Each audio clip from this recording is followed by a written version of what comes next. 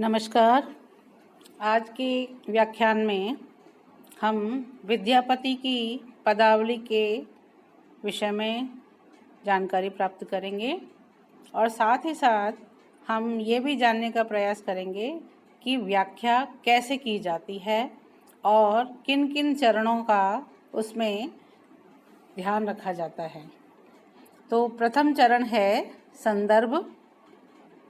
संदर्भ किस प्रकार से लिखा जाता है इसके विषय में हम बताते हैं।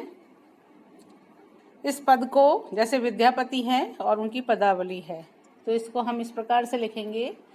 प्रस्तुत पंक्तियाँ या प्रस्तुत पद मैथिल कोकिल नाम से विख्यात विद्यापति की प्रसिद्ध रचना विद्यापति पदावली से अवतरित है। ये तो हुआ इसका संदर्भ।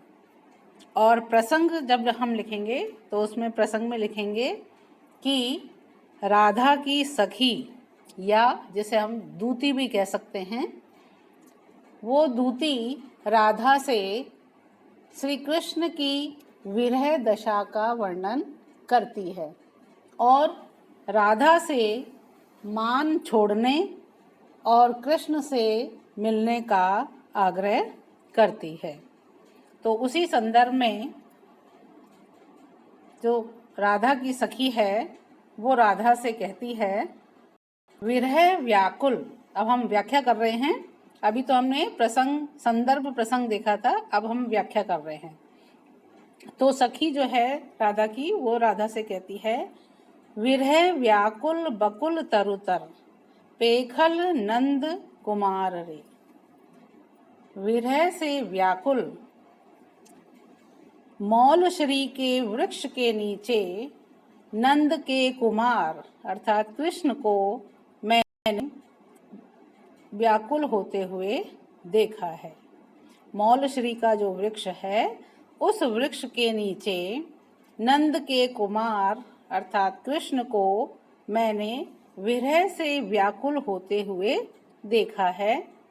नील नीरज नयन सै सखी ढरई नीर अपार रे। कि उनके जो नील कमल जो हैं, वो नील कमल, नीले कमल जो हैं, उन नील कमल रूपी जो नेत्र हैं, उन नेत्रों में हे सखी ढरई नीर अपार रे। कि अपार जल की राशि जो है वो वहाँ से उनके नीले नेत्रों से ढर रही है। यानी व्याकुलता के कारण उनके नेत्र जो हैं हमेशा अश्रु से पूरित रहते हैं, हमेशा उनके आँखों में आंसू रहते हैं। पेखी मलयज पंक मृगमद ताम रस घनसार रे। कि मैंने क्या देखा है कि मलयज यानी चंदन का लेप, मृगमद यानी कस्तूरी, तामरस यानी कमल और घनसार यानी कपूर। तो जब चंदन का लेप, कस्तूरी, कमल और कपूर की को जब देखते हैं तो क्या होता है, तुम्हारी स्मृति उन्हें आ जाती है। यानी तुम्हारी याद आ जाती है। जब भी वो इन सब चीज़ों को देखते हैं तो तुम्हारा स्मरण हो जाता है। निज पानी पल्लव मूंदी लोचन धरनी पर असंभार रे। कि जब उन सब चीज़ों को देखते हैं तो वो तुम्हारी याद आ जाने से क्या होता है, उनकी जो विरह व्यथा है वो और भी बढ़ जाती है। और जब विरह व्यथा बढ़ जाती है तो वो और भी व्याकुल होने लगते हैं। तो इसलिए वो अपनी व्याकुलता के कारण निज पानी पल्लव मूंदी लोचन, उस व्याकुलता के कारण अपने हाथों से, हाथ रूपी जो पल्लव हैं उनसे अपने नेत्रों को ढक लेते हैं। धरनी पड़ अंशभार रे। कि उस धरती पर जहाँ पर वो खड़े हैं वहाँ पर वो संभाले से भी नहीं संभलते और धरती पर गिर पड़ते हैं। बहई मंद सुगंध शीतल मंद मलय समीर रे।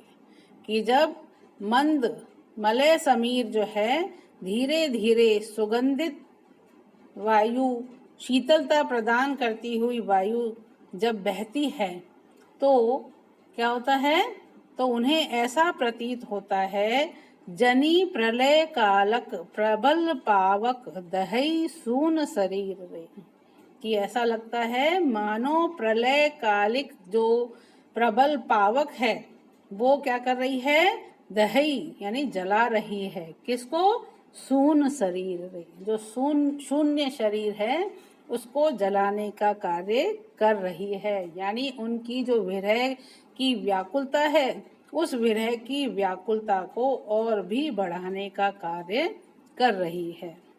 अधिक बेपथ टूटी पड़ खेती मृषण मुक्ता माल रे, कि उन्होंने जो गले में कोमल चमकदार मोतियों की जो माला पहन रखी है वो चमकदार मोतियों की माला क्या हो रही है, उनकी व्याकुलता के कारण, कंपन के कारण अपने आप को वो संभाल नहीं पा रहे हैं, इसलिए वो क्या हो गए हैं, उनकी माला भी टूट गई है। और टूट करके कहाँ गिर गए है, खिति पड़ खिति यानी पृथ्वी पर गिर गई है। अधिक बेपथ टूटी पड़ खिति यानी अधिक कंपन के कारण उनकी जो मोतियों की माला है वो मोतियों की माला टूट करके पृथ्वी पर गिर पड़ती है। अनिल तरल तमाल तरवर मुंज सुमनस जाल रे, अनिल यानी जो वायु है उसकी तरलता या चंचलता के कारण तमाल वृक्ष पर जो लगे हुए फूलों का समूह है वो फूलों का समूह क्या होता है, टूट करके जमीन पर गिर रहा है। उन जो मोतियों की जो माला है उन मोतियों की माला से टूट करके बिखरे हुए जो मोती हैं जो धरती पर या पृथ्वी पर बिखर गए हैं उनको देख करके ऐसा लगता है कि जैसे वायु की चंचलता के कारण जब हवा तेज चलती है तो उससे क्या होता है, वृक्ष पर लगे हुए जो फूल होते हैं वो झड़ करके नीचे गिर जाते हैं। तो इसीलिए यहाँ पर अनिल तरल यानी वायु की चंचलता के कारण तमाल जो वृक्ष है उस वृक्ष के सुमनस जाल, सुमनों का पुष्पों का जो जाल है वो क्या हो गया है, टूट टूट करके नीचे गिरता जाता है। तो कृष्ण ने जो मोतियों की माला पहन रखी है वो भी फूलों के जाल की तरह से ही टूट टूट करके पृथ्वी पर गिर गए हैं, बिखर गए हैं। मान मणि तजी सुंदरी चलु जह राय रसिक सुजान रे, मान मणि की हे सखी हे राधा, मान मणि मान रूपी मणि को तजी त्याग दे और सुंदर चलु जह, कि हे सुंदरी चलु जह वहां पर चलो जहां पर राय रसिक सुजान रे, कि जहां पर सुजान ज्ञानी चतुर रसिक कृष्ण जो है तुम्हारी विरह की व्यथा से संतप्त हो रहे हैं, तुम ऐसे स्थान पर चलो, अपने मान रूपी मणि को यहीं त्याग दो और हे सुंदरी तुम रसिक कृष्ण के पास चलो। सुखद श्रुति अति सरस दंडक कवि विद्यापति बहानरे, कि कवि जो विद्यापति हैं वो कहते हैं कि दंडक जो छंद है अति सरस, बहुत ही सरस है और सुखद श्रुति सुनने में बड़ा ही सुखदाई है। तो इस प्रकार से विद्यापति जो है सखी के माध्यम से या दूती के माध्यम से कृष्ण की विरह की व्यथा का वर्णन करते हैं और राधा की जो मानवती नायिका है, राधा को मानवती नायिका के रूप में प्रस्तुत करते हैं। तो इस प्रकार से विद्यापति के पद की हम व्याख्या करते हैं और फिर उसके बाद में हम अंत में विशेष बिंदु के अंतर्गत हम इन बिंदुओं को रखेंगे कि इस पद में विद्यापति ने कृष्ण के विरह का परंपरागत रूप से वर्णन किया है। साथ ही इसमें राधा को मानवती नायिका के रूप में चित्रित किया है। नायिका के विभिन्न भेद हैं, उन भेद में एक भेद है मानवती नायिका, तो उसका यहाँ पर वर्णन किया गया है। इसके साथ साथ यहाँ पर वियोग श्रृंगार का भी भावपूर्ण वर्णन किया गया है। वियोग में व्यक्ति की क्या दशा होती है, उस दशा का वर्णन यहाँ कृष्ण के माध्यम से किया गया है। और इसके अतिरिक्त यहाँ पर रूपक और अनुप्रास अलंकार भी देखने को मिलता है। अनुप्रास तो हम एक ही वर्ण की बार बार आवृत्ति बार बार यहाँ पर अनेक सभी पंक्तियों में देखने को मिलती है। और जो रूपक अलंकार है वो यहाँ पर हम देख सकते हैं पानी पल्लव, यानी हाथ रूपी पल्लव। और इसी प्रकार से मान मणि, यानी मान रूपी मणि को त्याग कर, तो यहाँ पर इस प्रकार से रूपक अलंकार का प्रयोग किया गया है। तो इस प्रकार से हम पद की व्याख्या करेंगे।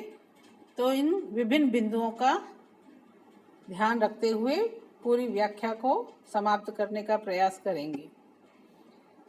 आज के व्याख्यान में इतना ही। धन्यवाद।